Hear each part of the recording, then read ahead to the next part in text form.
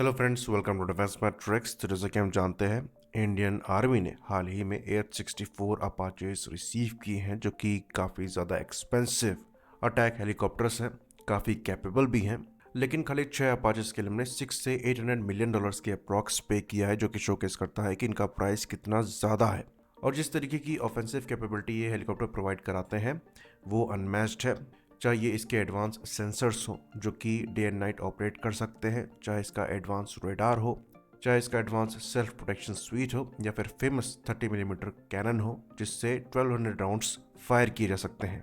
तो एक capable machine है जो कि एंटी आर्मर रोल में शाइन कर सकती है।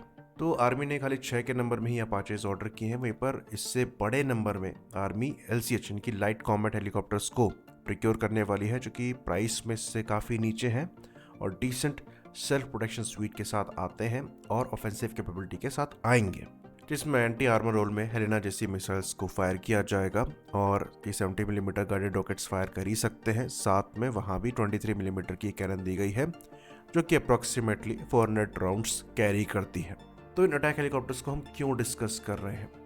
तो अगर आप रशिया यूक्रेन वॉर को देखें, जहाँ पर रशिया द्वारा काफ़ी हेविली अटैक हेलीकॉप्टर्स को डिप्लॉय किया गया था, इन्होंने काफ़ी वल्नरेबल कंडीशन में ऑपरेट किया है। ऐसा नहीं है कि ग्राउंड सपोर्ट अच्छा प्रोवाइड नहीं करा है, इवन यूक्रेन की साइड से भी मी-17 या फिर मी-8 को इस्तेमाल करते हुए रॉकेट्स फायर किए जाते हैं।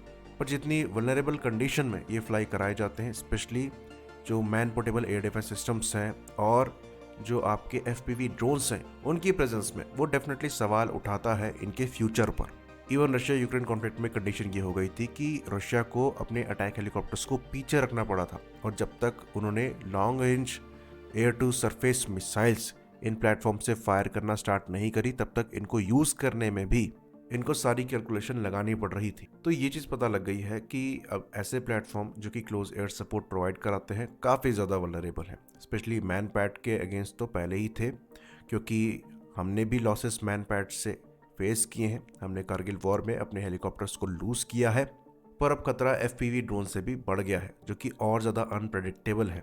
और अगर आप लो फ्लाई कर रहे हैं तो हो सकता है आप उसका निशाना बन जाए। और यूक्रेन ने रशियन हेलीकॉप्टर्स को टारगेट भी किया है इन ड्रोन से, और डेमोन्स्ट्रेट किया है कि ईजिली और कॉस्ट इफेक्टिव मैनर में आप इन रोटेटरी विंग प्लेटफॉर्म्स को टेक डाउन कर सकते हैं।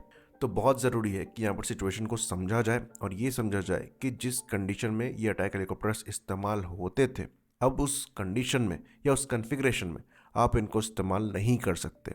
मॉडर्न कॉम्बैट कॉस्ट इफेक्टिव है और लार्ज स्केल पर है, इसलिए एक बहुत बड़ा शिफ्ट ड्रोन्स की तरफ दिखाई दे रहा है और मैन अनमैन्ड टीमिंग पर दिखाई दे रहा है।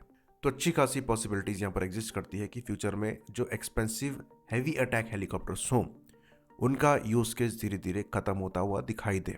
अगर वो अडेप्ट नहीं कर पाते तो कोई भी चीज़ है वो लास्ट कर सकती है अगर अडेप्ट करे। जैसे कि रशिया ने वॉर में ही अपने हेलीकॉप्टर्स में long range air to surface weapons को इंक्लूड करते हुए उनके यूज केस को फिर से एक्टिव किया।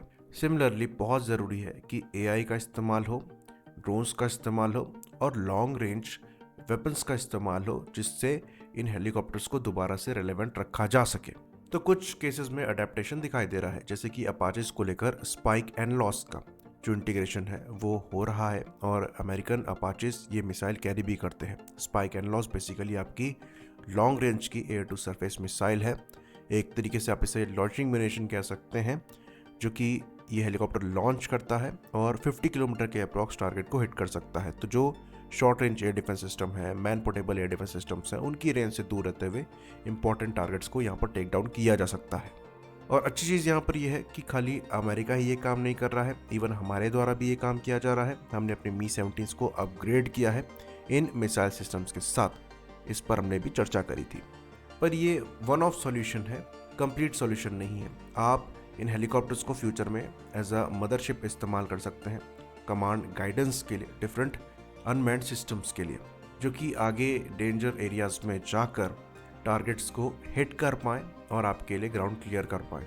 Even AI powered FPV drones यहाँ पर लॉन्च किए जा सकते हैं, जो कि मल्टीपल नंबर्स में टारगेट की तरफ आगे बढ़ते हुए उन्हें डिस्ट्रॉय कर सकें। ये आपके रॉकेट से ज़्यादा एक्यूरेट होगा और एक बार में कई टारगेट्स को इंगेज कर पाएगा। तो इस तरीके के ऑफेंसिव सॉल्यूशंस को हेलीकॉप्टर्स के साथ इंटीग्रेट करना ज़रूरी है, और कई जगहों पर इस पर काम भी किया जा रहा है, कई कॉन्सेप्ट्स एग्जिस्ट भी करते हैं। साथ में आपको एक्टिव प्रोटेक्शन प्रोवाइड करानी पड़ेगी इन हेलीकॉप्टर्स को अगेंस्ट अनमैन्ड सिस्टम। जैसे कि हमने बताया, रशिया यूक्रेन वॉर में जो FPV ड्रोन्स हैं ये इनके लिए काफ़ी बड़ा खतरा बन चुके हैं। आप वायरलेस ड्रोन्स को टारगेट कर सकते हैं, उनको डिस्ट्रॉय भी कर सकते हैं एक्टिव जैमिंग को यूज़ करते हुए, पर जो ड्रोन्स ऑप्टिकल फाइबर केबल का इस्तेमाल कर रहे हैं वो एक तरीके से जैम नहीं किए जा सकते, तो उनके अगेंस्ट भी आपको सॉल्यूशन चाहिए होगा।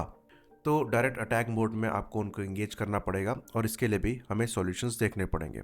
तो जिस तरीके का फ्यूचर दिखाई दे रहा है उसमें एक्सपेंसिव अटैक हेलीकॉप्टर्स का रोल कम होता हुआ दिखाई दे रहा है, क्योंकि काफ़ी हद तक डिपेंडेंसी अनमैन्ड सिस्टम्स पर बढ़ रही है।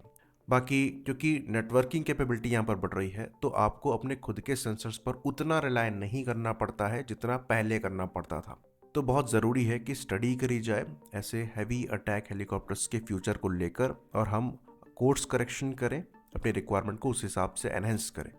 LCH के फेवर में हम इसलिए हैं क्योंकि वो इतना एक्सपेंसिव नहीं है और हमारा प्लेटफॉर्म है तो मॉडिफाई किया जा सकता है।